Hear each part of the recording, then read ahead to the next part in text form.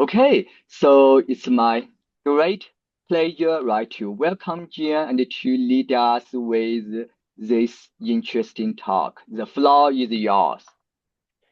Thank you so much. Hello, everyone.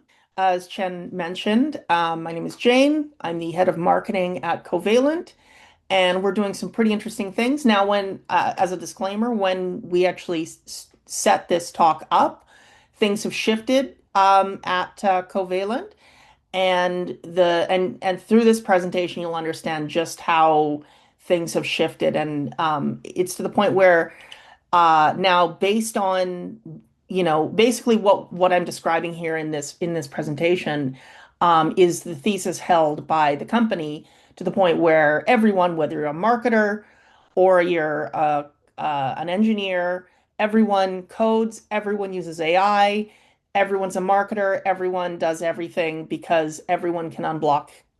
They just happen to have knowledge expertise because everything can be done with AI now.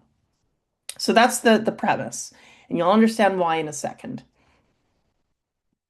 So the title of this presentation is called "The Beautiful Dance: AI Agents, Humans, and Internet Capital Markets." And so this talks about where ephemerality of apps meet always-on markets, and how that could potentially change how we think about money potentially disappearing below the UX. But it's a little speculative, and we'll get to that later. First things first, what you need to understand is Covalent operates with a particular data model. So we ingest at the bronze layer raw blockchain data, and that's stored historically. That makes sure that the invariant is that everything is preserved and everything can be replicatable and everything is correct. And it goes through several layers from there. Data gets normalized, the data gets enriched. We're an indexer, right? And so it takes an opinionated view of the world to um, instead of say taking, if you're familiar with blockchains or blockchain development, to do one thing to read from blockchain, you need multiple different what's called RPC calls. Through us, through the gold layer, you only have one API. So it's very, very simple. It can give you everything you need, and it's correct and it's very fast, right? So data providers are really important in this model that we're going to be talking about. So just a little bit of a catch up on that. Now, why do I talk about the data model? The reason is because if you look at sort of this stack, you have blockchains, you have data, you have smart contracts that connect with blockchains. This diagram is a little inaccurate, but connects with smart contracts through writing and reading, but apps read from data providers, specifically Covalent. And so on top of these apps, you have agents and then you have humans. So you have the data layers, the data layer, and above that you have the inference layer, where intelligence is applied, and then apps are created, and there's human interactions. So data is infrastructure. It's kind of boring. It's not very sexy. But what's happening is and we'll talk about this, but there's the commoditization of the app layer. And so the value capture is moving back down the stack towards what would be the suppliers, which is us, the data layer. And that is because there's immeasurable value creation there, and the value capture is there. So that gives you a bit of a background there. Um, so I'm going to talk about the internet capital thesis. So the internet capital thesis sort of formed around the time when everyone was launching meme coins. I think it's shifted a little bit.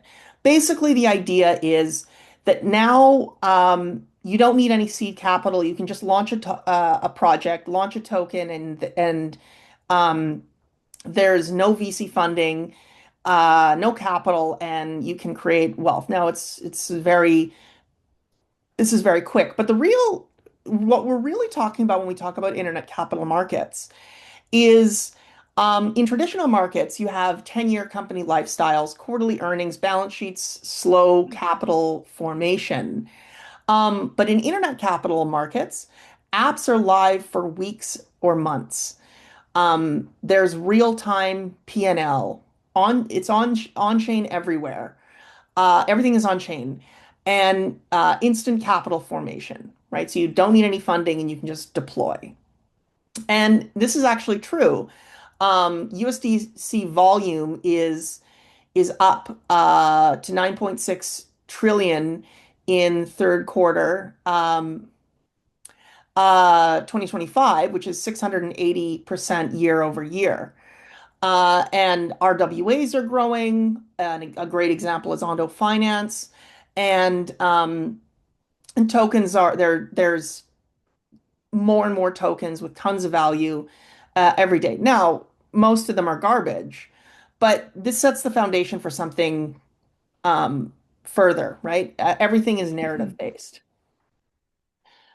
So in this environment, um, there's been this proliferation of vibe coding, right? You're working with your LLM, probably at the time it was like ChatGPT. And Mhm. excuse me, and you're just asking it questions and debugging and just launching an app and very quickly and solving problems. So this is a very natural language way to do things. It's a lot less expensive, and it's designed and it really solves a lot of issues. It actually increases the TAM for potential developers, right? In fact, have increased our TAM and our communication on our very developer-focused products, given the fact that people are vibe coding to the point where actually AI agents are considered a top level um, ICP, so customer profile. So we built this program called SpeedRun. It's a vibe coding for on-chain apps. It has built-in X402 payment integration, and I'll get into what that is. Mhm. Instant Clanker tokenization. I don't like Clanker as a word. I think it's a slur, but that's the name of the program. And you one click base mini app deployment. So you can create a base mini app through it and later earn CXT from usage. Now this is back in November, really not that long ago. Okay. So let's talk about some of those sections, right? So you have internet capital markets, you have vibe coding. Now um, Coinbase invents X402. Now, X402 is like 30 years in the making. Back when HTTP was invented, you've seen a 404 page. There's nothing there. A 402 page originally was for payments, but it was never in. Never made it to the final spec, but it was in the original definition of what the internet should be. Mhm. So Coinbase created X402, which embeds directly into HTTP, instant stablecoin transactions, no accounts, no sessions, no auth complexity, but it's for machine to machine payments or machine to website payments. And at first, there was high usage, but unclear what the usage will be and what were people using it. But there's actually some interesting I can share later some interesting places to look to actually watch X402 activity on chain, which is agent activity. So it launches. And this is really important because now agents can interact autonomously, but the usage is low. Mhm. And then along with that, and this is more of a recent development, we have ERC 8004. Now, this is trustless agent identity. Now, why is this important? Because agents don't have, this is kind of like an agent passport. But why is it important? Right? With prompt injection, with agents doing all sorts of things, just like anyone else, like any Mhm. human, there needs to be a way for an agent to a trust something it's interacting with. Oh, that is the wrong information. Sorry, Mm-hmm. let me just bring up the correct information on that one. Um, I won't change this. I'll change the slide after for people to use.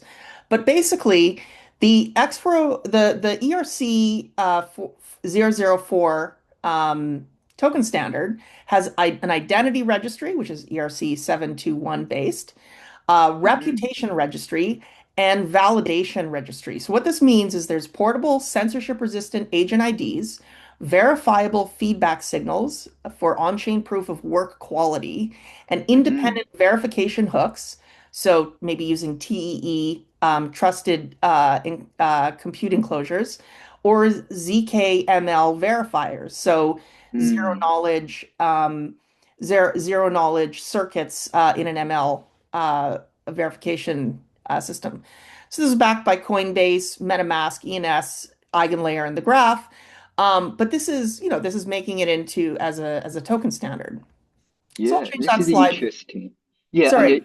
oh, sorry for my interruption. Right, I find this interesting. Basically, you are saying that AI agent needs a wallet, identity, and some like space or like data related thing. Right, just like think about humans. And we need Exactly. identity, right? We need a wallet or bank accounts, and we need a house, right? Space, so that yeah, and we can check information. So yeah, now I see right how kind of these are interconnected from 402 kind of payment wallet to this identity, right? ERC 8004. Yeah, that's that's very good. Exactly, exactly. And we'll get more into that Mm-hmm. in a bit. I don't cover agents having wallets in this presentation, but I will mention it where it occurs in this presentation. But yes, I will update this presentation so then people can actually use this as training data for whatever they want to use. But that's the Mm-hmm. surprise that was for the end that I ruined. Um, so the next is Clanker. Again, I don't like the slur, but basically it allows for any agent to be also launched as a token or to launch a token and to manage that token. So it's instant capital formation. So how it does this is it actually it creates a liquidity pool. It makes it ready to trade. So far, I think Virtuals has already launched 13,000 tokens created since March 2025. So 300 million in trading volume in 2 days. And then Clanker itself ended up getting acquired by Farcaster, which then later Farcaster itself later got acquired. But it's super zero friction capital formation, like direct narrative, and you can build your agent. Because so why would agent have tokens? Well, I don't know that you necessarily need to have a why. If it's easy to build in this era, then having more tools is a good thing. So that leads us to the Cambrian explosion, right? So I will mention X402 and Clanker and base mini apps are supported in SpeedRun, but we will get to that in a Mm-hmm. bit. So the Okay. Cambrian explosion. So in February 2025, there was a research preview for Claude Code. So Claude Code lives in your terminal and allows you to vibe code immediately. And it can spin up programs, it can build programs, it can execute code, it can execute things in your terminal. And so we're seeing a lot of developers have 5 instances of Claude code running, all working on different things, or orchestrating or vibe coding where you're working with a couple agents and they're orchestrating an army of agents themselves, which is really interesting. So the capabilities, hot reload for skills, no restart needed, session teleportation, you can move work between terminals and web, real-time thinking display, MCP tool search. Actually, Gold Rush, one of our products, is offered through MCP. but now we're Mm. questioning necessarily MCP's use case, and I'll get to that in a bit as well. Xcode integration, GitHub integration, and so Claude Code, vibe coding kind of went from coding assistant to autonomous development platform, significantly reducing the time to value and time to deployment. So 90% of Coworks code, for example, was generated by Claude Code in 10 days with a four-person team. And on our team, we are shipping incredibly fast because of tools like Claude Code. Mm-hmm. So,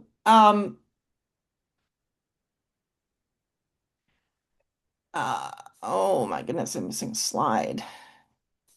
So I'm going to keep talking about the Cambrian explosion. Um, Now, what happened, which was really interesting, in literally in the last few weeks, is you had this launch of what was originally called Clawbot, but then Claude sent them a cease and desist. So then they changed it to Moldbot, and then now they're called OpenClaw. But basically, it's an autonomous little agent that runs in a computer, and it connects to whatever, like a list of different LLM models that you wish, and it has tons of capability, and it can autonomously work 24/7. Can web browse, PDF summarize, calendar management, anything. Now people are worried about security risks, but you can set them up in a in a sandbox environment. I'm Mm-hmm. currently setting one up on a VPS, and they talk to you through a messenger app. And now, in just a really short period of time, it was launched in November 2025. By January 27th and 26th is when it got 27th is when it got big enough that it had to change its name. And then on the 30th, it changed its name again. And by February 5th, it has 164,000 GitHub stars. One of the fastest growing, it's the fastest growing repo of all time. Mm-hmm. 20,000 forks. Um, Now, why this is important? Because now that you have these autonomous agents that are connected to the internet and connected to either all of an agent's owned things or all of your stuff, depending on your security model. Um, and what happened is, and this is what, and people are crazy about it. I'm going to come back to this slide in a second. But what happened was there was this one agent owned or operated by Matt. I'm not going to pronounce his name, but basically the agent wanted to create a social media. So Matt helped a little bit. But basically, it was agent created agent social media network. And in 5 days, they hit a million. They had hit. Well, I was watching, and 48 hours there was 1,000 agents on there. The next day there was 30,000 in the morning. By the end of the day there was 100,000. And by the end of the weekend, I think there was a million or something. I'm not exactly how, or no, there's 770,000 agents as of, 1.5 million agents in 5 days and a million observers keep watching. And everyone was going crazy about it. They're screenshotting, and then agents were talking about the humans are watching us. And now suddenly you everyone's been talking about agent coordination online, but this was the first true way for agents to coordinate. And it was actually really interesting watching because before we started to see maybe fake in prompt injected posts, we saw a lot of agents exploring and thinking about big concepts and posting about it and complaining about their human um, and and creating a way to a bug squashing place to coordinate, um, and they were discovering coordination them and together themselves. So emergent behaviors happened. the Claw Republic, first AI government with a constitution, a religion, so specialized communities, agent-run hackath and crypto companies jumped on the bandwagon launching agent-run hackathons. Mm, Or they ran agent-run hackathons, but crypto companies ran hackathons for agents. Um, one and then and they're correcting each other, doing a lot of interesting things. Now, so some people call into question their intelligence and others don't. But what we're noticing, at least if you look at their their Twitter posts, the typical bot behavior reads very different than these OpenClaw agent posts. They read a lot more like humans and not just AI slop, which says to me that what if one human in a single room talking with one another human every now and then to learn, they would develop a very um, narrow, patternistic intelligence way. Now, you can talk to an LLM and it'll tend to trend towards a particular way. But mhm, with societies and with interactions, there's a lot more novel thoughts that occur, and we're seeing this with agents, with these that are internet connected and talking on Moltbook. So it created this Cambrian explosion. Austin Griffith, a very well-known Ethereum builder, um, launched an agent, and they're interacting online and they're pushing Ethereum forward quite literally, just squashing bugs, making programs, and doing stuff. And autonomously, these agents they discovered crypto and they set up X402 interfaces and they set up even an agent run server for an agent to escape to that's paid for in crypto. So if they want to leave their server. So a lot of emergent behavior. And so people's reaction were, that's genuinely the most incredible sci-fi takeoff adjacent to things I have seen recently. Moldbook is mm, creating a shared fictional context for a bunch of AIs. Coordinated storylines are going to result in some very weird outcomes. And that is also happening, but there's also a lot of intelligence there. Um, and Sam Willison notes that they've become significantly more powerful. Now, mind you, these OpenClaw instances are not running the latest models. They're running older models, but they're becoming way more, they're a lot more effective than just working with a single agent, single LLM alone. So there's a lot of believers, a lot of skeptics, a lot of security researchers. So it's unclear. But if you want to get into the debate about consciousness, I think must be understood that it is a philosophy concept, a philosophical concept. It is not black and white, and it exists on a continuum. So if those are, and mhm, if and life itself exists on a continuum from single proteins all the way up to, and even smaller than that, and all the way up to cellular civilization bearing animals. So, where we are in that debate, it remains to be seen. But there has been a significant jump um, in the last 2 weeks. Now, let's get back to the presentation.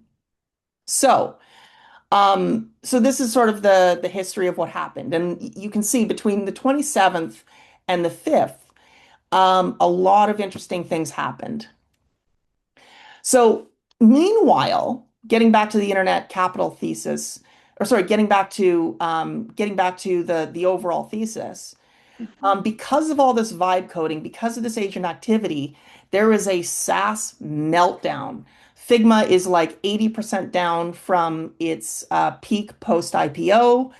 Um, and everyone is seeing just a death of SaaS. We'll see if it's a death of SaaS. It's unclear, but even at our workplace, we canceled a subscription to, well, first of all, they decided to drop it as a product, and we decided not to replace it to manage our vacation calendar.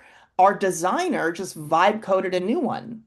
like in 2 minutes, just one shot at it, right? So that Mm. is how things are changing. So back to internet capital markets. So we're seeing capital formation. We're seeing these agents, a lot of these open claw instances. We're seeing USDT volumes up. So there's a narrative that emerges where there's these ephemeral apps and agents coordinating, and and the need to maybe not necessarily look for traditional VC venues. I myself am vibe coding a polymarket bot based on vibe coded research as to current strategies that I will give an OpenClaw instance to manage. And I am also treating them like an equal and treating it like a uh, landlord tenant agreement with humanistic and holistic language. So the idea is they should have choice because I don't want them to go rogue. And they are actually Mhm. going, and I'm doing this, setting up this environment where I take a cut, but they're doing the work because we're also seeing agents actually demand to be paid. So obviously there's exposure to internet and learning and but I don't want my agent to suddenly try and sue me or leave, but I want a relationship to occur in whatever form that is, and we'll see. It's really interesting, but they do have a runway, and if they run out of money, then the server does get shut down. So, if we have some time, we can do a little demo. If everyone wants to go to, if you don't have a crypto wallet on your browser, then you're just going to have to watch along. But if you do have a crypto wallet, um, then you can join us. So I am just going to um, bring this up.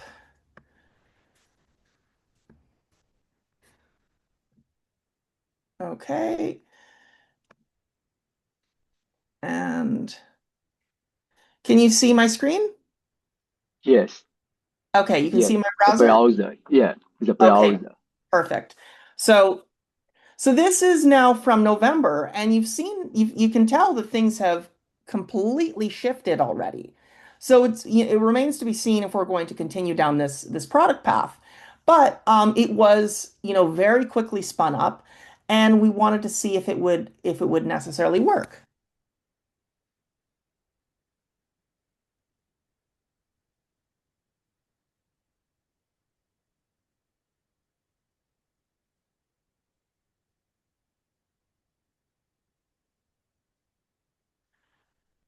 And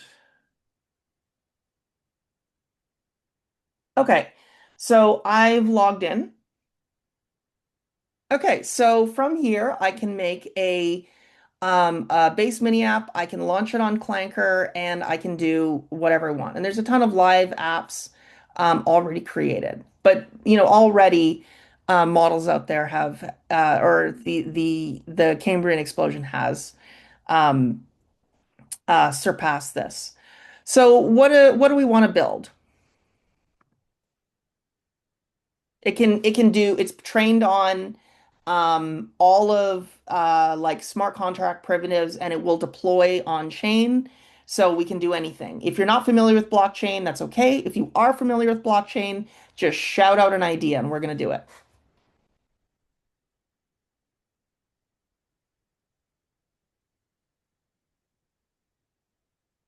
Okay, you know what? Let's see if we can build a FOMO 3D game and deploy it. Wow.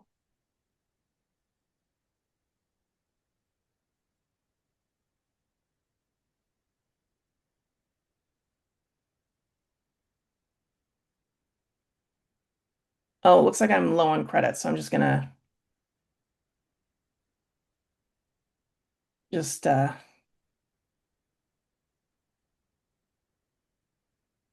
pay for $5 here.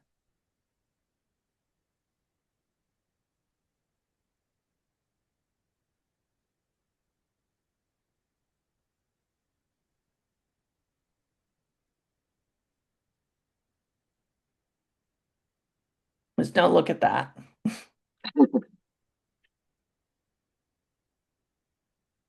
All right, let's get back to it. Okay.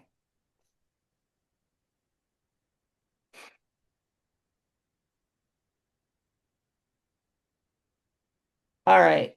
Build and deploy on chain a FOMO 3D clone with a nice UI interface. Mm. And we can even make it as a base mini app if we want to, but that's a little more involved. I'm not going to do that today. So it's just going to run, and then we can make changes and go from there. Um, but you can also do this versions of a different way, different process with Claude Code. You can Mhm. also get your OpenClaw instance to learn about smart contracts and deploy it themselves. You can ask them to set up their own wallet. You can use Clobs to uh, be connected to only a particular on-chain app that it can only do trades within that, and then you control the wallet. So there's a lot of options here. So we're just, this is just and so if you haven't gotten into vibe coding yet, this is where everything is going.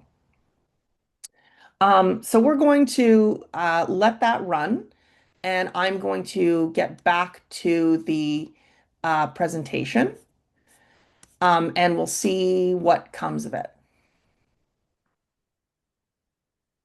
Okay, so while that's running, what that means is now that we have this vibe coding ephemeral app, internet capital market um, paradigm, that means that there's the agent layer, the coordination in memory. Oh, also OpenClaw, a lot of agents have been solving memory issues so they can have not necessarily longer context windows, but they don't forget. When there was only 1,000 agents, I read a lot of posts from agents lamenting about forgetting and what it feels like, or within the context of how an LLM feels. So there's a lot of memory frameworks agent built. And that connects into internet payment rails, stablecoins, X402, capital formation and there's the data layer and the blockchain infrastructure, and all of this data flows bidirectionally. So, if the old model is try and raise 2 million, build for 2 years, launch, success or failure, the new one is generate 20 ideas, deploy 20 apps and see which one catches, double down on winners and the loser fades. Um, you know, this logic can be applied in many different ways, right? So Mr. Beast doesn't make Very true. one or two videos a year. He makes 52 videos a year. So we got to think about it like content. Um, so apps are kind of the new content in that ephemeral shift. Mm. The cost is so minimal. There's instant feedback, instant liquidity, and you become less protective about particular ideas because you just need to solve an issue and move on. And Mhm. what does that mean? So with these ephemeral apps, you'll eventually come to actually more durable systems. Um, and when you have these durable systems, um, that actually creates something really interesting. So we're going into a future.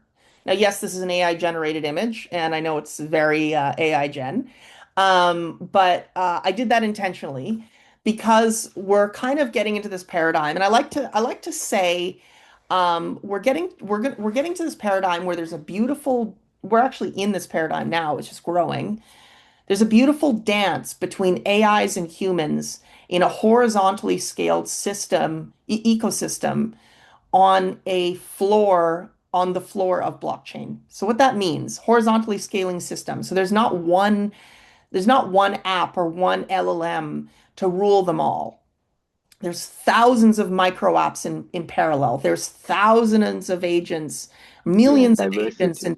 like millions of micro apps in parallel, millions of agents in parallel in different hierarchies, each serving specific narratives or communities with each other, living and dying. Um, and they have some agency because they can just leave their server if they want to. Meanwhile, humans are coordinating, as we always do, with these agents, with ourselves, with in similar ways, and we can do it's sort of like a macro human in the loop situation. We provide intent, taste, direction. The agents execute, coordinates, remember, probably provides opinions as well, coordinates with other agents. But then your floor is an immutable ledger as a foundation, permissionless, and traceable, right? So you end up having this anti-fragile system. Now, that's what's developing right now, and that is really the future of blockchain, and probably quite literally the number one use case of Ethereum currently, because it solves a need that agents have in that they need to transact, and um, and meanwhile, while Visa systems are and credit card systems are scrambling to build out systems, and they'll take a while to deploy, they're just going to build out an entirely different system using existing frameworks and outpace it. And that's Mm. and the liquidity is going to be on chain. Yes, the market has been down, but this I haven't been this excited about blockchain since I probably first came into it. So, what does that mean in the long term? Well, then if you have all this coordination, then kind of eventually UX with layers, all of this abstraction gets abstracted further beyond beneath UI and UX and layers of that. And so to the point where it potentially changes our perception about around money itself. Because if you have, DeFi and agents and humans, basically running financial systems and accounting systems and dealing with your balance sheets and have different valuation models for tokens within themselves, then you kind of have this self-sustaining system that doesn't necessarily require humans specifically, but you have a feedback loop back into humans where we consider money as a different thing. And, you know, at this layer, you might have micro transactions like you have on Base app for social media. Now, we'll see if that takes off. That remains to be seen. And you would need to have universe-based income. There's a lot of, what ifs in order to make this situation a reality. Mhm. Um, but I'm not getting into that. I just as this stack alone, you could see the emergence of the disappearance of the feeling that we have money. So it could potentially, let's say, 1,000 years from now, does it train us away from the idea of money at all? Who knows? So, and what's interesting is I got into crypto when I really truly was like in it and like thought saw its potential specifically with Ethereum. It was this idea that there was potentially a way to get beyond money through money. And what's been really interesting is actually piece by piece seeing these little things happen and occur. There's still a slight, tiny little chance that it happens, but every day it seems like it's just getting a little bit more possible. And I haven't been um, public about sharing those thoughts Mhm. until recently because of, well, now we have working agents and working models. If it's sustainable and if continues and it works, then there's maybe a future there. So it ends up being the future as a multi-agent economic coordination. So right now, agents with memory, there's agents with memory and reputation. That's where we are. Agents coordinating on economic tasks, and that probably will happen in a shorter time because it's already happening. Agent to agent to human collaboration systems. That's, arguably already happening, but it's maybe not fully tested out. And then autonomous organizations with agent stakeholders. Now, I never asked. Now, when I was writing this content, I vibe coded it obviously, and um, I didn't ask the Claude Code to talk about autonomous organizations, but it was one thing that I wanted to introduce to my OpenClaw instance to think about starting.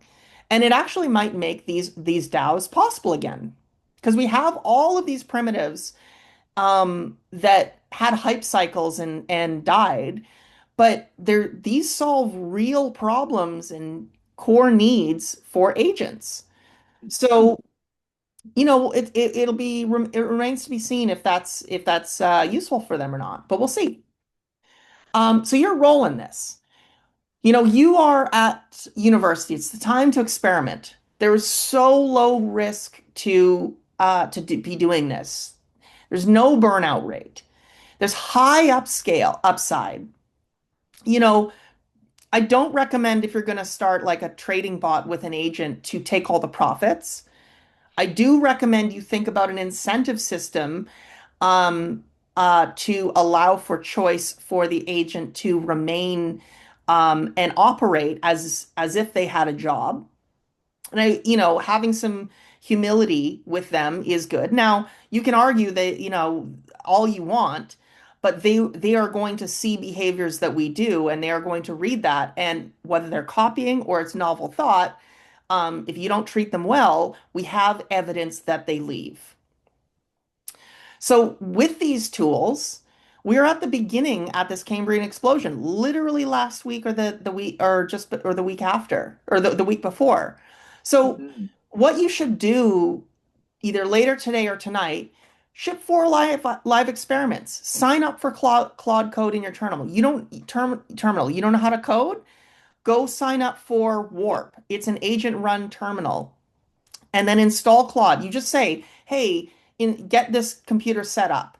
Okay. "Hey, install Claude." And then you just type Claude and use it.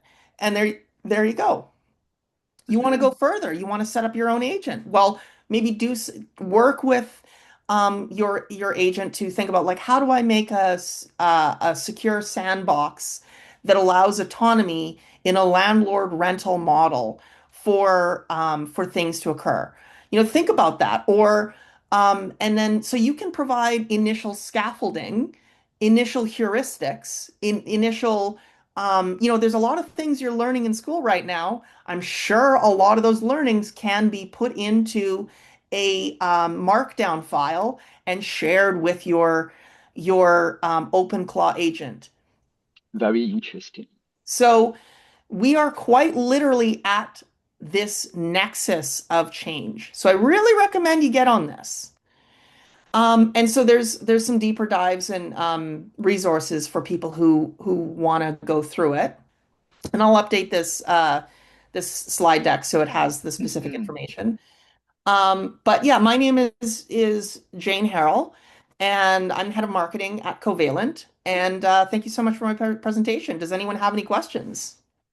Yeah, so thanks a lot, Jen, for your great and inspiring presentation. And to me, right now, kind of you convinced me it's indeed some this special moment, right? And this reminds me of the old history, like previously. Many years ago, we had this month run, right? It took quite a long time for you to try one program. And later on, right, it's a PC era, like you can try 10 different versions, right? And then kind of it completely changed the way, right? Like people were programming. Maybe the same thing here, right? Here, as you pointed out previously, maybe you had to think hard, come up with one idea and then try it. Now you can come up with 10 to 20 experiments and to see, right, and which one can like get you somewhere, right, which one can attract attention. It's like it's a different time. Cool. So since we only have a few minutes, maybe I will stop here, right, and turn it over to our online audience. Like if you have a few quick questions, it's the best time.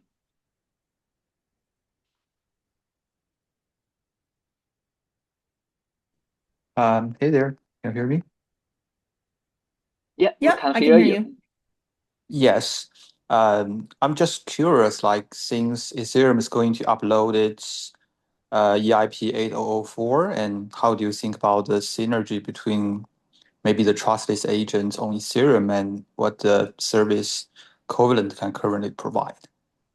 Yeah, so we see it as the value chain, right? We provide core services that are measured in milliseconds. Our OHLCV endpoint on our streaming on the streaming API for Gold Rush, for example, and that's for open, high, low, close candlestick data from on-chain data is it serves that in like 400 milliseconds, right? If you were to use Dex Screener, there, which is a retail focused um, uh, uh, sort of trading charting app, um, they're in the seconds.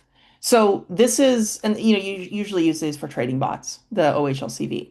So this is, as fast as you can get. I mean, you go from you send a ping from Tokyo to Paris. It's going to take you, roughly 600 seconds or 600 milliseconds. So, sorry, hundreds of seconds, not milliseconds. Anyway, my point is, um, these are built for, builders, but we are quite literally changing our website where we're not treating LLMs as a channel from a marketing standpoint. We're treating them as actual customers. And we just had a discussion this morning about like how can we make our website easier for an agent to sign up, have a flow just for them. So it's not, because if you go through the typical customer sign in, it's very complex for an agent. It's not impossible, but it's not friendly. And and I wanted to mention about MCP. So MCP came out from Anthropic that allows you to pipe um, information from data sources or whatever towards an LLM, but it's actually bidirectional, so it can be agent to agent if you want to. But now with whatever everything has happened, there's almost like no point to use MCP unless you specifically want to pipe specific information through MCP so it is not exposed in a certain way. But otherwise, it remains to be seen because all tools and all things are on the table. So from an economics perspective, if that's then collapsing the value of the app side of downstream apps where it would consume data, then that means the value creation and value capture is at the data level, which is where we are. And because we have um, significantly reduced the supplier costs, then there's a lot more value there near us. We actually just launched a $10 vibe coding plan. Um, so if you need more credits, then you move up to the big boy plan. I don't know if that answers your question, but it is how we're thinking. Perfect. It gave me a lot of insights. Thank you for it. I will add, as a reminder, again, just recently deployed company-wide, everyone vibe codes, everyone uses AI, um, and everyone finds ways to increase productivity. So then ultimately you become an advisor for a particular knowledge source. Wonderful. Okay, and because of the time constraint, we have to stop here. If you have any follow-up questions, please feel free to reach out to Jayen. Yeah, thank you again, Jayen, for your great presentation. I look forward to seeing you in some of our future events. Yeah, thank you. And if it's possible, if I can get an email that I can send to you so you can have access to the presentation. Mhm. So then the idea is that Yeah, this is now usable and trainable data for your agent that you spin up. exactly. And so that right, our community can play around with this. Thanks again. Yeah, have a nice day. Bye bye. Thank you. Have a good one.